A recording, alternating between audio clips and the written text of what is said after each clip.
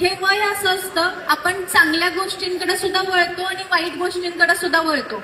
मग आपल्याला ठरवता आलं पाहिजे की चांगली गोष्ट कोणती आणि वाईट गोष्ट कोणती.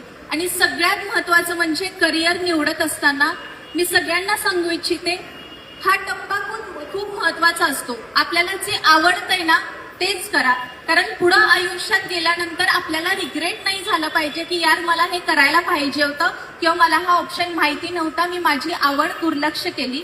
ही फिलिंग आपल्याला कधीच नाही आली पाहिजे. तर आपण आयुष्यात सगळ्यात जास्त आनंदी असतो.